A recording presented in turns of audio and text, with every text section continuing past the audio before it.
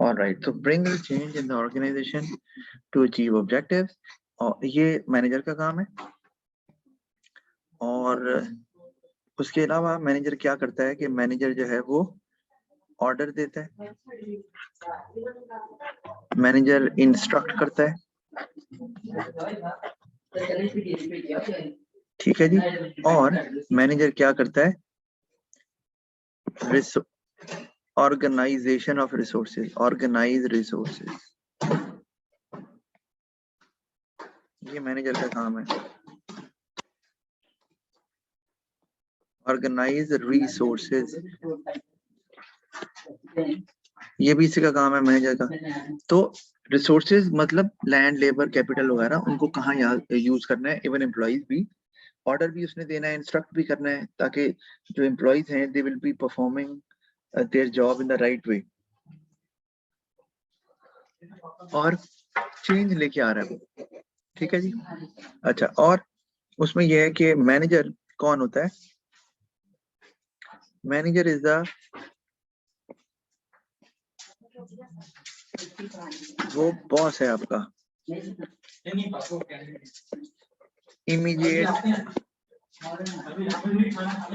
immediate boss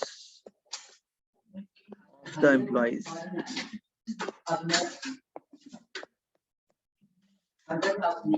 ठीक है जी, ये मैनेजर के काम है। अच्छा, उसके अलावा अगर हम देखें तो जो लीडरशिप होता है ना, ये तो मैनेजर है। लीडरशिप के अंदर ये होता है कि लीडर जो है ना, मैं इसको ये ऐसे करके सेपरेट कर देता हूँ। लीडर जो होता है वो पार्ट ऑफ द चेंज होता है, वो चेंज लेकर नहीं आता, वो पार्ट ऑफ द चेंज होता है, खुद भी वो उसका हिस्सा होता है उस चेंज प्रोसेस का।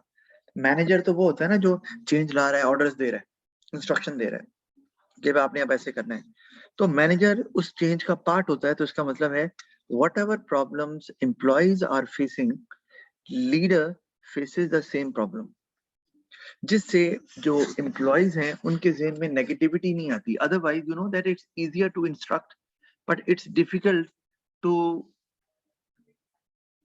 Implement that, to be part of that change, क्योंकि उसमें आपको सफर करना पड़ता है। आपको you need to learn new things, you might struggle while performing your jobs using, let's say, using that new technology or whatever it is।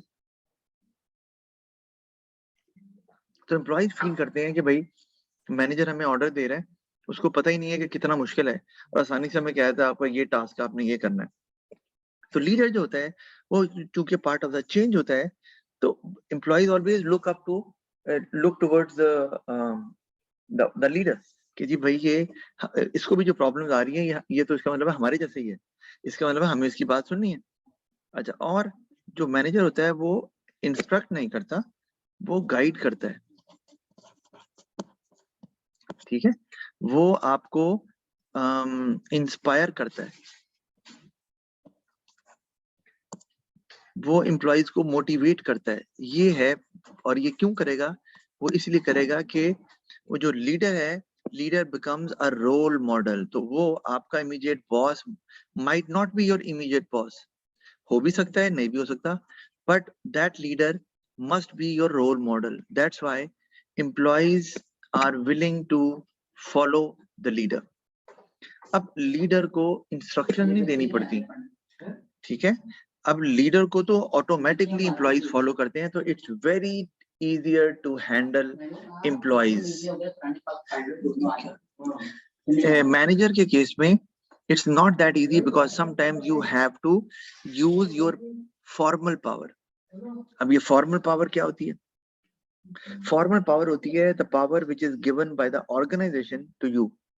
यानी कि जो पोस्ट आपकी है, जो पोस्ट आपने होल्ड की हुई है एज अ मैनेजर, वो पोस्ट आपको कुछ पावर्स देती है कि आप वर्कर्स को ऑर्डर दे सकते हैं। जो वर्कर आपके ऑर्डर्स नहीं फॉलो करता, आप उसके खिलाफ एक्शन ले सकते हैं। तो this is what we call formal powers. जो लीडर होता है, leader might not have a formal power. Leader के पास हो सकता है वो पोस्ट भी ना हो जिससे वो अपनी पावर्स को एक्सरसाइज कर सके। but leader has some special characteristics and we call it the charisma. ठीक है, मैं यहाँ पे लिखता हूँ charisma. उसकी शख्सियत में कुछ ऐसा है. It could be the pleasing personality of the leader. It could be the hard-working nature of the leader.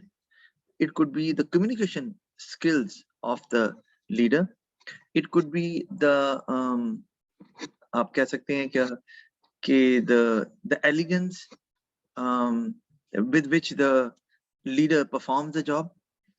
तो आप कुछ भी कोई भी चीज जो कि आपको फैसिनेट करती है कि यार I want to become like this, like such a person. ठीक है, I want to follow him, I want to be like him or her. तो वो है करिश्मा आपका. तो वो उस आप करिश्मा की वजह से you are able to make employees follow you rather than using the power given to you by the organization or by the post held by you to control workers. तो वो नहीं करना पड़ता. तो लीडर जो है, अगर आप मैनेजर हैं और आप लीडर भी हैं तो आपका काम बड़ा आसान हो गया, क्योंकि अब आपको चेंज लाने की जरूरत नहीं है. Because you are part of the change, people will follow you और ऑटोमेटिकली चेंज आ जाएगा. लाना नहीं पड़ेगा चेंज आ जाएगा. इस तरह आपको ऑर्डर्स नहीं देने पड़ेंगे. तो at times you give orders, तो समटाइम्स वर्कर्स जो है ना, वो उनको लगता है कि you are quite bossy or you are not listening to the problems of the employees because you do not know what problems workers face when they perform their tasks or when they use that new technology or method of production. अब leader चूंकि खुद वो सीख रहा है, leader is learning at the same time, leader is getting training at the same time along with workers or employees. तो employees को पता है कि leader knows everything what difficulty employees face while using that new method of production या new way of organizing things या new technology जो भी है. तो उससे वो automatically leader को भी पता होगा, employees को भी, and they will follow the leader, क्योंकि उन्हें पता है कि leader तो खुद उस stress से गुजरा है. तो if leader can do it, why can't us? Like for example, after home time, leader stays there to meet that objective, whatever is set. तो अब employees they get inspired कि अच्छा यार ये बैठा हुआ है तो हम क्यों नहीं बैठ सकते. ठीक है. अदरवाइज मैनेजर क्या करते हैं, वो ऑर्डर देते हैं managers and they go away at home time and they say okay I will see the work on my table early morning next day. Now this is the way the managers deal na. So obviously it actually causes demotivation among workers as well कि भाई खुद तो चला गया, ऐसे क्या पता कि हम जो है ना होम टाइम के बाद काम करना कितना मुश्किल होता है. तो that is the main difference between a manager and a leader. और अगर मैनेजर एक लीडर भी है तो it becomes a lot easier for the manager to make workers work or to achieve targets. एक चीज मैंने और बताई कि ये रिसोर्सेज की एलोकेशन, मतलब ये तो है ना, बताया आपने ये काम करना, आपने ये काम करना, ये मैनेजर करता है इंस्ट्रक्ट. ठीक है, लीडर नहीं. लीडर को तो लोग खुद ही देख के फॉलो करते हैं ना, उसको आपको करना है तो आपको एक्सरसाइज नहीं करनी अपनी पावर को. तो ये मेन फर्क है. अब आपको अगर ये चाहिए चैट बॉक्स में सर ये करिश्मा दोबारा एक्सप्लेन कर दें. अच्छा ओके, देखो करिश्मा होता है anything which is a source of attraction for employees or the people. Let's say मैं एग्जांपल देता हूँ कि क्लास के अंदर there is a brilliant boy or a girl, ठीक है, और वो हमेशा फर्स्ट आता है क्लास में या आती है. तो आपको ना, अब वो कोई क्वेश्चन अगर ये कह रहे हैं मैं फॉर एग्जांपल कि यार ये the new teachers approach is not good for teaching, I mean we hardly understand anything. अब आपको कुछ समझ आता है या नहीं आता, आप कहते हैं भाई ये कह रहा है तो फिर इसका मतलब वाकई टीचर फारग होगा, टीचर को समझ नहीं आती होगी, नहीं समझाना आता होगा. क्यों? क्योंकि आप you are inspired by the personality of that student कि यार कितना लाइक बच्चा है, ये बच्ची है, यार मैं भी ऐसा बन जाऊं तो क्या चाहिए. तो फिर आप जो है ना उसके लिए वो फिर इसका मतलब है उस केस में अब वो उसमें करिश्मा, उसकी पर्सनैलिटी में ये करिश्मा है. समटाइम्स ये होता है कि कोई बंदा है who is having very pleasing personality and very polite nature in general, तो वो उसको यूज करता है और उससे लोग कहते हैं यार ऐसी पर्सनैलिटी हमारी भी हो जाए, कितने प्रोफेशनल तरीके से बात करता है, I have never seen this person rude और एंग्री एनी टाइम. तो ये भी करिश्मा है और ये भी वर्कर्स को मोटिवेट करता है कि यार ये जो कह रहा है इसको हमने फॉलो करना है, हमने भी ऐसा बनना है, ऐसा बनना है। तो फिर आप क्या करते हैं, you consider that person as a role model, और आप कहते हैं भाई जो ये करेगा हम फॉलो करेंगे। जितने भी लीडर हैं, जैसे मैं एग्जांपल देता हूँ आपको, the world's greatest leader was Hazrat Mohammad सल्लल्लाहु अलैहि वसल्लम। तो उनके पास कोई पावर थी? उनके पास कौन सी पावर थी? कोई पावर नहीं थी, ऑर्गेनाइजेशन ने कोई पावर नहीं दी थी, लेकिन उनके पास करिश्मा था उनकी पर्सनैलिटी का, कि वो झूठ नहीं बोलते थे, कभी बहुत तैश में गुस्से में नहीं आते थे, कोई ऐसे मुंह से अलकाब अदा नहीं करते थे। गुस्से में बंदा क्या कहता है ना, तो इवन जो आपके नॉन मुस्लिम थे, they use to praise him as well. तो करिश्मा जो है, अगर मैनेजर है और उसमें इस तरह की पर्सनैलिटी है, मैंने आपको बताया क्या। अब अगर मैं ऑर्गेनाइजेशन में आ जाऊं, तो उसमें करिश्मा क्या हो सकता है, that you talk very fluently, you have a very good command on a certain language, for example English language। तो लोग इंस्पायर होते हैं, यार कितना अच्छा बोलता है, ठीक है। you have a very pleasing personality, you dress up very well and you look good। तो एक प्रोफेशनल इम्पैक्ट आता है आपका कि यार ये मैनेजर है, पता चल रहा है यार। कहते नहीं जैसे डॉक्टर है तो डॉक्टर की पर्सनैलिटी में डॉक्टर नजर आता है, तो इसी तरह ये भी है। इस तरह आप हार्ड वर्किंग है, तो you do not consider whether there is home time और not. Sometimes you come on holidays as well, sometimes you stay back after home time as well to complete your task. तो again employees they look towards you, they look up towards you whenever they feel कि यार हमें किसको follow करना है। हम अगर time हमें डिफिकल्ट टाइम फेस करना पड़ रहा है, तो यार ये भी तो हमारे जैसा ये भी कर रहा है। तो ये है वो करिश्मा। अगर ये मैनेजर के पास होगा तो मैनेजर बिकम्स लीडर, और फिर मैनेजर को अपनी पावर्स एक्सरसाइज करने की जरूरत नहीं पड़ेगी। Manager will easily be able to handle, guide workers, inspire workers, motivate workers, because workers consider that person as a role model।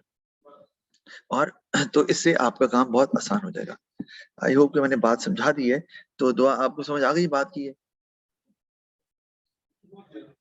Ji sir, आ गई। आ गई, अच्छा। मैं इसको ना मिटा देता हूँ, क्योंकि ये मैंने लिखा था कि ताकि आपको समझ आ जाए।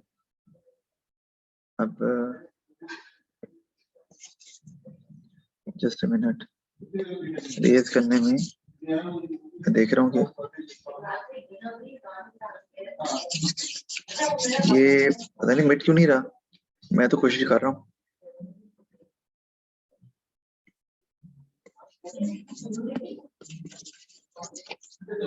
अच्छा, एनीवे ये मैं थोड़ा टाइम मुझे लग गया इसमें। मैं यूज टू था शायद कुछ अर्सा ऑनलाइन क्लासेस नहीं ना ली, तो शायद उस वजह से।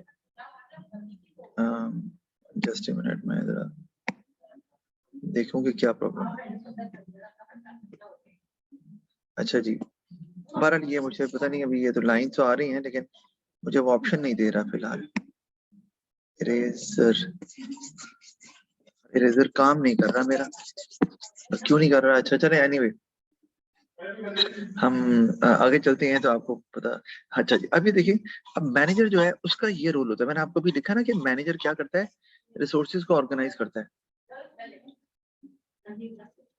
तो पहला काम मैनेजर का होता है प्लानिंग, मतलब मैनेजर प्लान करता है, ठीक है। प्लान क्या होता है, प्लानिंग क्या होती है? Planning is all about setting targets, objectives, goals, के करना क्या है भाई, क्योंकि बाद में उसी ने इंस्ट्रक्ट करना है ना वर्कर्स को कि काम आपको क्या करना है। तो उसके लिए पहले ऑब्जेक्टिव सेट करना जरूरी है। किसके? फ्यूचर के। अच्छा, ऑब्जेक्टिव सेट हो गए, फिर क्या करना है मैनेजर ने? ऑर्गेनाइज करना है। अच्छा, मैं इसको ना और यूज कर लेता हूँ, शायद मैंने सेव कर दिया था, आई गेस मुझे समझ आ गई है। तो प्लानिंग में, ये प्लानिंग में गोल सेटिंग होती है। गोल सेटिंग वो आपने करनी है, goal setting for the future, कि आपको अचीव क्या करना है, ठीक है जी। अच्छा, ऑर्गेनाइजिंग के अंदर आप यही देखते हैं कि कौन सा वर्कर किस काम के लिए लगाना है। It's not about only employees. आपके पास लैंड है, लेबर है, कैपिटल है, तो आपने सबको देखना है कि आपने कौन सा रिसोर्स किस पर्पज के लिए लगाना है। Obviously managers will be using a resource for a purpose in which that resource is most suitable. ये तो नहीं होता ना कि एक मशीन ऑपरेटर को आप कोई बहुत ही डेलिकेट स्किलफुल काम दे दें, क्योंकि मशीन ऑपरेटर को तो सिर्फ मशीन ऑपरेट करनी आती है।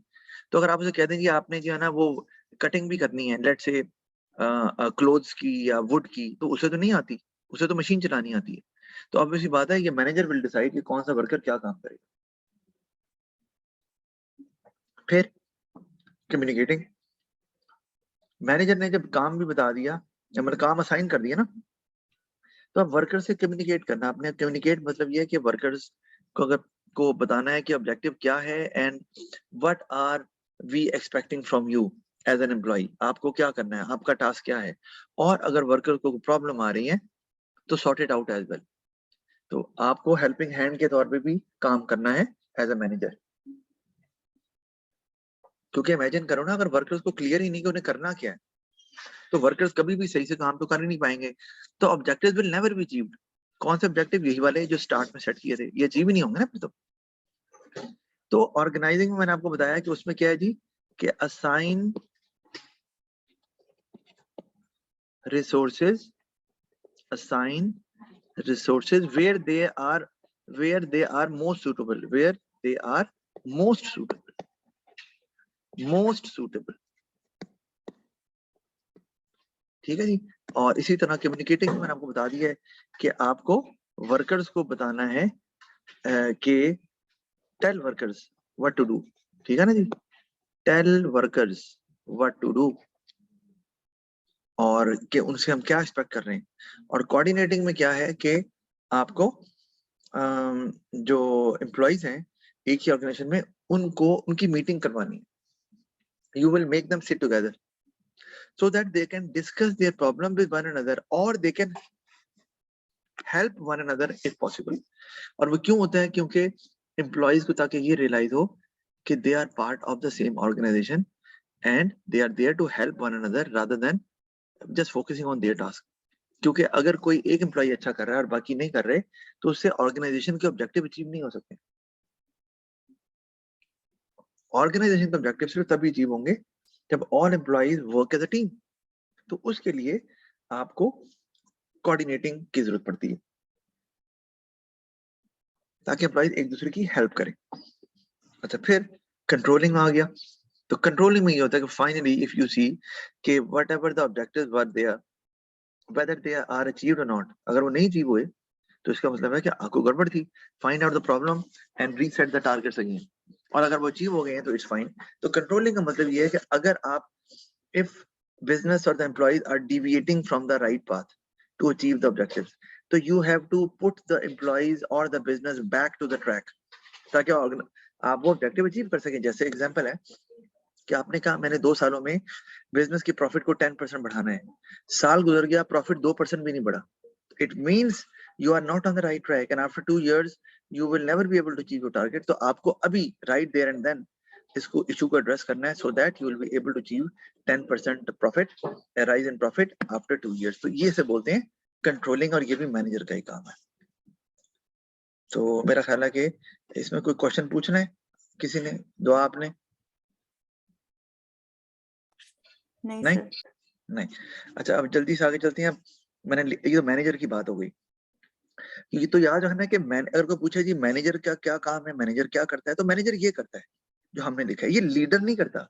लीडर का काम नहीं है प्लानिंग, ऑर्गेनाइजिंग, कम्युनिकेटिंग, कोऑर्डिनेटिंग। उसका काम ये नहीं है। उसका काम क्या है आपको बताया था, उसका काम है इंस्पायर करना, गाइड करना, मोटिवेट करना, और उसके थ्रू टारगेट्स को अचीव करना, और रोल मॉडल के तौर पे एक्ट करना, और ताकि जो है ना वो लोग जो है वो ऑटोमेटिकली फॉलो करें उसको, और इन द एंड काम यही होता है ऑब्जेक्टिव अचीव करना। अच्छा, तो ये नो का क्या मतलब है हाशिर? नो का क्या है मतलब? नो क्या कुछ पता चलेगा तो बताओ ना, नो किस में नो कह रहे हो? नो क्वेश्चन, अच्छा अच्छा ओके ठीक है। अच्छा, फिर आगे अगर हम चलते हैं ना, तो qualities of a good leader आपको नजर आ रहा है। ठीक है, अब ये लीडर की बात आ गई ना। वो जो पिछले फंक्शन है, अक्सर बच्चे क्या करते हैं कि पेपर में सवाल आता है लीडर का, वो लिख ये देते हैं फंक्शन। भाई वो मैनेजर के फंक्शन है, लीडर के नहीं है। इसलिए मैंने आपको पहले दोनों में फर्क बता दिया है कि भाई दोनों में फर्क है, तो ये ध्यान में रखना है। अच्छा, आगे चलते हैं। ये मैं थोड़ा सा देख लूं, ये अगर मिटता है, ये वैसे मिट जाएगा आई नो, क्योंकि ये ना मैंने सेव नहीं किया था, वो मैंने एक्चुअली सेव कर दिया जिससे गड़बड़ हो गई। बहरहाल वो मैं इसको कर लूंगा कोई कि किसी तरह से वो मिट जाए। अच्छा जी, ये हो गया, आगे चलते हैं। तो क्वालिटीज में ये हमारे पास क्वालिटीज नजर आ रही हैं। आपको बता दें ये है ना वो करिश्मा, यही है गुड लीडर में जो करिश्मा भी आप पूछ रहे थे ना आशिर, वो यही है सेल्फ कॉन्फिडेंस, कि even in adverse circumstances leader stage contented, कि यार कोई बात नहीं, मुश्किलों का आया तो फिर क्या हुआ, आगे सब ठीक हो जाएगा।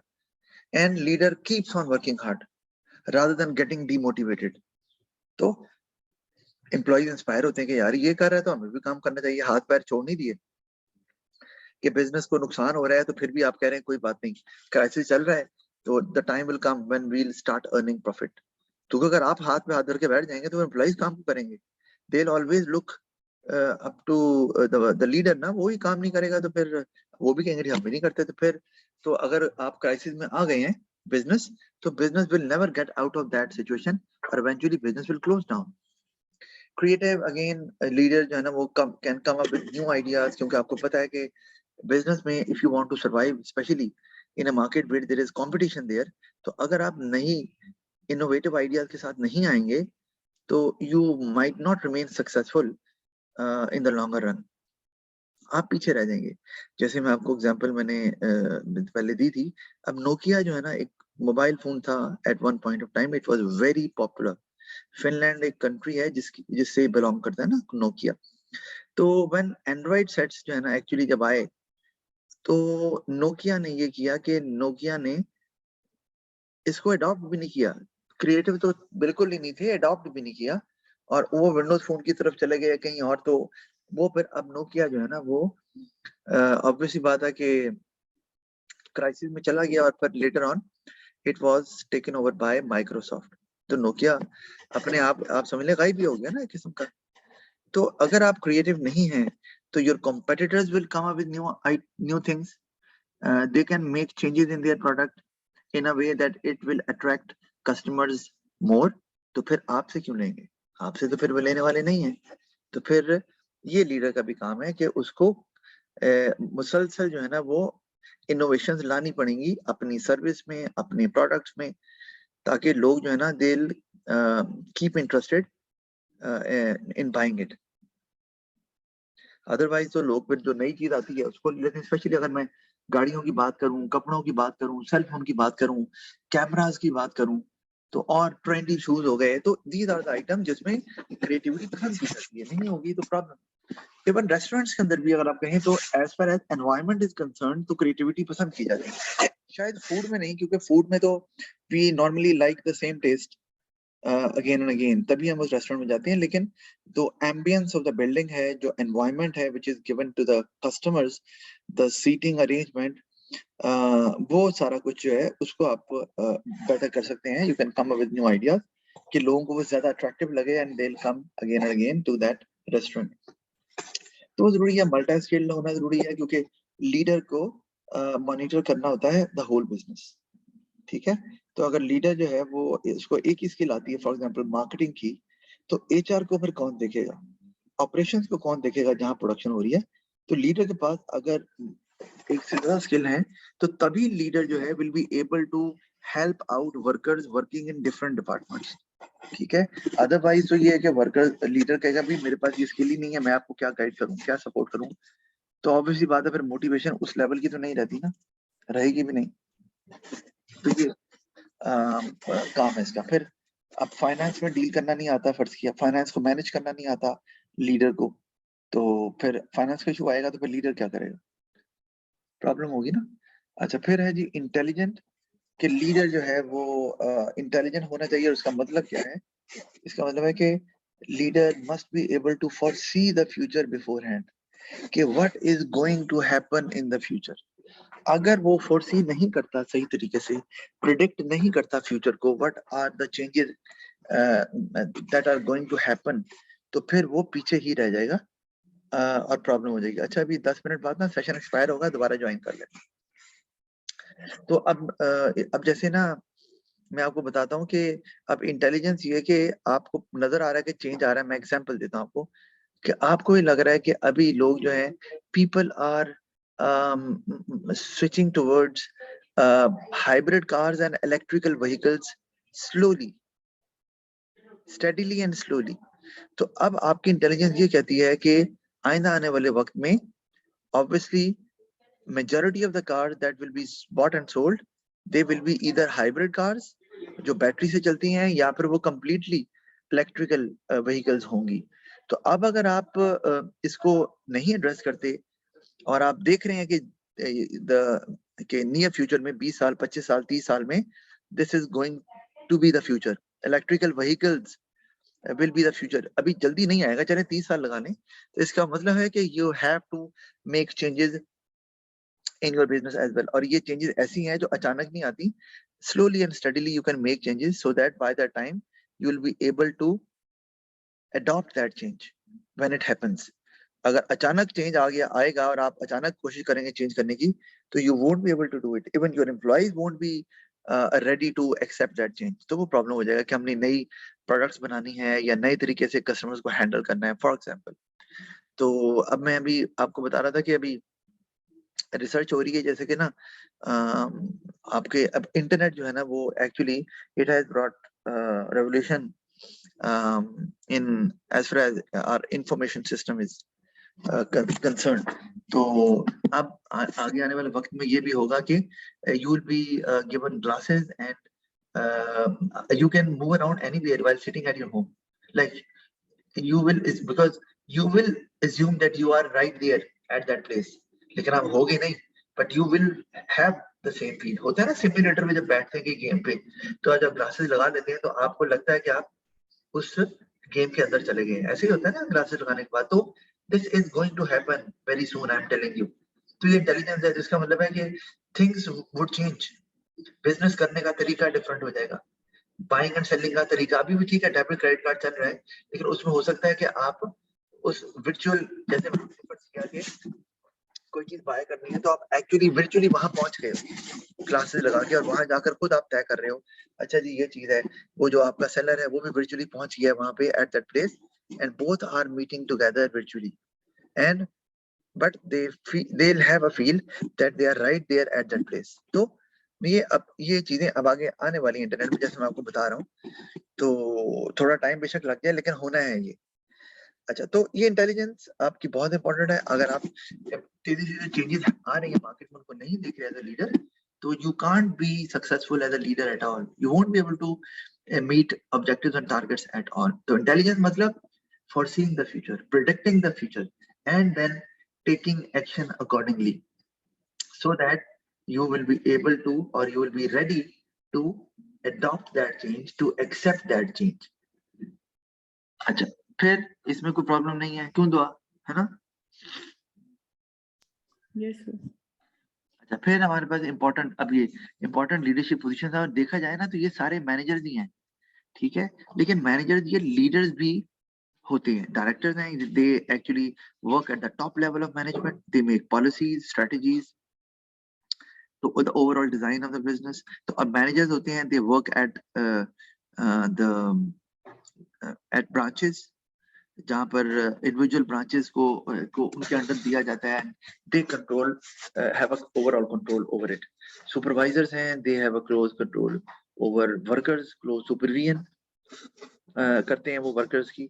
ये भी लीडर में आ सकते हैं. अब ये मैनेजर्स होते हैं, बट आपको बताया वैसे डिफरेंट है, लेकिन मैनेजर और लीडर में फर्क मैंने बता दिया मैं. लेकिन managers can be leaders as well. तो if they are good leaders, if they have the qualities of good leaders, so it becomes a lot easier for them to do a job of a manager, क्योंकि वो leader के through अपना काम बहुत आसानी से करवा सकते हैं, अपने टारगेट्स को मीट कर सकते हैं. वर्कर्स रिप्रेजेंटेटिव्स, अच्छा ये डायरेक्टर सबसे ऊपर होते हैं, मैनेजर्स उससे नीचे होते हैं, सुपरवाइजर उससे भी नीचे होते हैं. और आप कह रहे हैं कि सुपरवाइजर जो है ना इनका ये लोएस्ट लेवल ऑफ मैनेजर्स होते हैं, और ये लीडर भी हो सकते हैं. और वर्कर रिप्रेजेंटेटिव कौन होते हैं? ये एक्चुअली जो वर्कर्स को लीड करते हैं ना. और नॉर्मली इनको कौन लीड करता है? इनको लीड करती हैं ट्रेड यूनियंस. और ट्रेड यूनियंस क्या होती हैं? ट्रेड यूनियन बेसिकली एक ऑर्गेनाइजेशन होती है जो कि वर्कर्स के राइट्स को प्रोटेक्ट करती है. ये आपको पता होना चाहिए. मैं कोशिश करता हूँ कि ये ना ये इसमें ना ट्रेड यूनियन होती है, ट्रेड यूनियन, और ये वर्कर्स के राइट्स को प्रोटेक्ट करती है, इसका काम होता है। और ये बॉडी होती है कंसिस्टिंग ऑफ वर्कर्स, ठीक है, ये बोला नहीं है, बॉडी कंसिस्टिंग ऑफ वर्कर्स। तो अब इनको चलाने वाला एक हेड होता है, बंदा होता है, जिसे आप ट्रेड यूनियन रिप्रेजेंटेटिव भी बोलते हैं, कंसिस्टिंग ऑफ वर्कर्स, ठीक है। ये बॉडी होती है, तो जो वर्कर रिप्रेजेंटेटिव होता है ना, इसको हम ट्रेड यूनियन बेसिकली बोलते हैं, ट्रेड यूनियन रिप्रेजेंटेटिव। तो ये वर्कर्स को लीड करता है, whenever workers are having problem, तो he or she is there to handle that issue, ताकि वर्कर्स को सपोर्ट मिले और वर्कर्स के इश्यूज रिजॉल्व हो सके। तो ये भी एक मैनेजर ही होता है एक्चुअली, और लीडर भी होता है, ऑब्वियसली बात है। तो अच्छा, उसके अलावा अब लीडरशिप और मैनेजमेंट स्टाइल कई तरह के होते हैं। अब वो क्या, ये स्टाइल क्या होता है, the way managers take decisions और डील विद देयर स्टाफ। आप एम्प्लॉइज को कैसे डील करते हैं, ये आपके कैसे डील करते हैं, ये डिटरमिन करता है आपके मैनेजमेंट स्टाइल को या लीडरशिप स्टाइल को। अच्छा, ये मैं अब इसको जल्दी से रिमूव कर दूं। अच्छा, आपको बता दिया है कि जब अगर सेशन एक्सपायर होगा तो आप दोबारा आ जाइए, ठीक है। दुआ, मेरी आवाज आ रही है आपको? जी सर। एक्सपायर होगा तो दोबारा मैं भी ज्वाइन कर लूंगा, आप भी कर लीजिएगा। अच्छा, टाइप्स ऑफ मैनेजमेंट स्टाइल की तरफ अगर हम जाते हैं तो हमारे पास ये डिफरेंट स्टाइल दिए हैं। आपको बताया कि the approach of the manager और the leader to deal with employees. अब उसमें ऑटोक्रेटिक है, तो ऑटोक्रेटिक है ना, ये जरा बॉसी एटीट्यूड होता है, जिसमें लीडर या मैनेजर जो होता है, they take control of the workers, ठीक है, और they do not involve workers in any kind of decision making. और कहते हैं जो डिसीजन लेना है हमने लेना है, बिकॉज दे फील कि वर्कर जो है ना, वो they do not have the capability to suggest us anything. हम एक्सपीरियंस्ड हैं, हम मैनेजर हैं, हमारा स्किल लेवल ज्यादा है, हमारा विजन ज्यादा है, तो हम वर्कर्स को क्यों इन्वॉल्व करेंगे? We will take a decision and then we'll implement it through our employees by enforcing our decision on them. ठीक है, कि हमने डिसीजन ले लिया, एम्प्लॉइज को बस हम कम्युनिकेट कर देंगे कि जी ये हमने डिसीजन लिया है, अब you have to follow this. तो ये काम किसी हद तक करता भी है, क्योंकि ऑटोक्रेटिक में ये होता है कि control remains in the hands of managers और लीडर्स। तो उनको पता होता है कि जो भी बिजनेस में हो रहा है वो हमारी मर्जी से हो रहा है, ठीक है। लेकिन इसका नुकसान भी है, क्योंकि वर्कर्स फील करते हैं कि जी उनकी कि वो भी कैपेबिलिटी रखते हैं to participate in decision making, लेकिन उनसे डिसीजन मेकिंग में इन्वॉल्व उनको नहीं किया जा रहा, उनसे फीडबैक नहीं ली जा रही।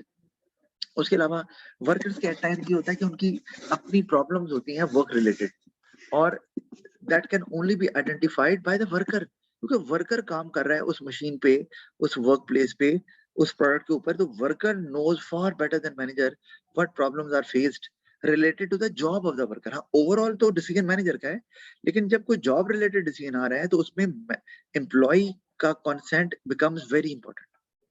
तो वहां पर फिर एम्प्लॉय जो है दे गेट डीमोटिवेटेड के डिसीजन तो ले लिया है, but our problem has not been addressed, कि हमें जो प्रॉब्लम आ रही है उसको एड्रेस नहीं किया गया। तो ये एक प्रॉब्लम, जैसे कहा कि आपको वर्कर्स को कहा कि अब आपको एक दिन में इतनी प्रोडक्शन करनी है, फॉर एग्जांपल। अब वर्कर का प्रॉब्लम ये है कि the machine does not work in the manner worker wants to use it, क्या उसमें कोई प्रॉब्लम है या उस तरह से चल नहीं पाती जिससे प्रोडक्शन उस लेवल की नहीं हो पाती।